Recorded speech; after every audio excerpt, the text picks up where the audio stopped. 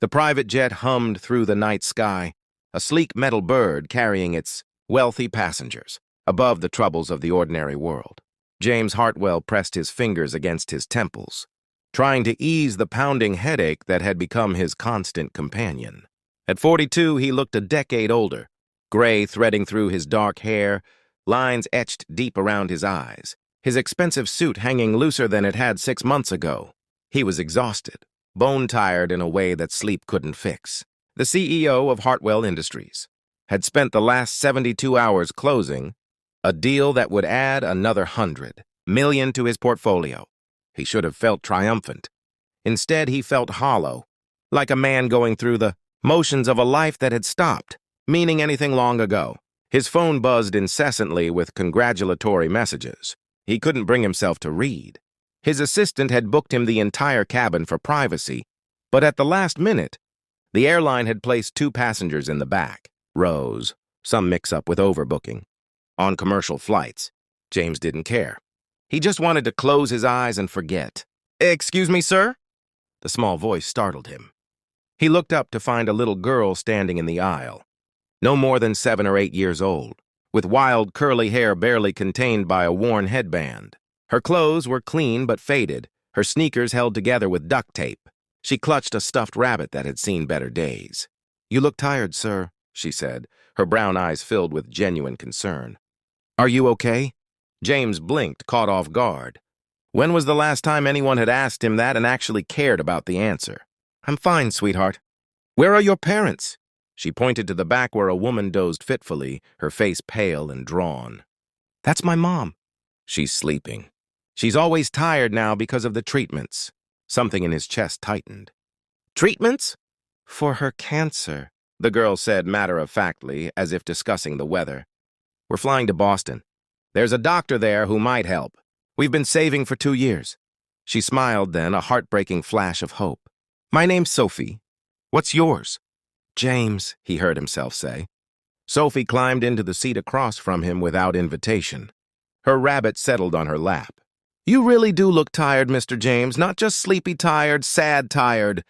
He should have sent her back to her seat. Instead, he asked, "What's the difference?" "Sleepy tired is when you need a nap. Sad tired is when your heart needs a nap." She said it, with the simple wisdom of childhood. "My mom gets sad tired sometimes. She tries to hide it, but I can tell." James found himself studying this unusual child. "You're very observant." "I have to be," Sophie said seriously. "When you're worried about someone, you notice things." She reached into her pocket and pulled out a slightly squashed granola bar. "Are you hungry? You can have this. It's my last one, but you look like you need it more than me." He stared at the offering, this child with nothing, extending what little she had to a stranger who had everything. "I can't take your food, Sophie." "Sure you can. That's what people do. They help each other." She pressed it into his hand. "Besides, they'll give us snacks on the plane soon, probably." Probably. The word hung in the air. James glanced back at Sophie's mother, noting details he'd missed before. The medical bracelet, the scarf covering what was likely hair loss, the weariness that went deeper than simple fatigue. He looked at the granola bar in his hand. Humble and imperfect, worth maybe $1. It was the most valuable thing anyone had given him in years. "Tell me about your mom," he said quietly. Sophie's face lit up. For the next 20 minutes, she painted a picture of a woman who worked 2 jobs, who sang in the kitchen while cooking dinner, who read bedtime stories with different voices for each character, who never complained even when the medical bills piled up. A woman who sold everything they owned to afford this trip, this one last hope. "She says we're going to be fine no matter what," Sophie said, her voice dropping. "But I heard her crying last night. She thinks I was asleep, but I wasn't." She looked up at James, her eyes suddenly glassy. "Mr. James, can I tell you a secret?" He nodded, unable to speak. "I'm really scared. But I can't let Mom know because then she'll be more worried. And she has enough to worry about." A single tear rolled down her cheek. Sometimes being brave is really, really hard. James felt something crack inside him, something that had been frozen, solid for longer than he could remember. Here was this child carrying a burden no child should carry, still finding the strength to comfort a stranger, still offering her last granola bar, still smiling. When had he become so small? So consumed by deals and profits and meaningless victories? His own mother had died when he was 10, cancer, just like Sophie's mom. His father had buried himself in work, teaching James that money was the only reliable thing in life. Build your empire, his father had said. People will disappoint you, but success never will. What a lie that had turned out to be. Sophie, he said, his voice rough. What's your mom's name? Rebecca. Rebecca Chen. James pulled out his phone and typed quickly. His assistant answered on the first ring. Cancel tomorrow's meetings. All of them. And I need you to contact Dr. Patricia Morrison at Massachusetts General. Yes, the Patricia Morrison. Tell her James Hartwell is calling in every favor she owes me. I need the best oncology team assembled by morning. Sophie's eyes went wide. What are you doing? He looked at this extraordinary little girl who had reminded him what it meant to be human. I'm helping. Because that's what people do. The next few hours blurred together. Phone calls were made. Strings were pulled. James's assistant, shocked into efficient action by the unprecedented urgency in his voice, worked miracles.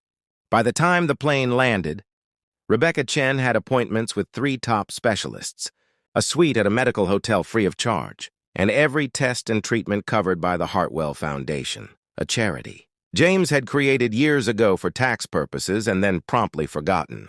When they landed, Rebecca was awake, confused and overwhelmed as James explained the arrangements. Sophie held her mother's hand, translating the complicated medical terms her young life had forced her to learn. Why? Rebecca asked, tears streaming down her face. Why would you do this for strangers? James looked at Sophie, who smiled at him, that same heartbreaking, hopeful smile. Because someone reminded me that having everything means nothing if you don't use it to help. 3 months later, James stood in the conference room at Hartwell Industries. But this time, the meeting wasn't about acquisitions or profit margins. Instead, he announced a new division, Hartwell Hope Initiative, dedicated to helping families facing medical crises. $50 million of his personal wealth as the starting fund. Real help, real change. His board members shifted uncomfortably, muttering about shareholders and fiscal responsibility. James didn't care. On his desk sat a photo from last week, Rebecca Chen.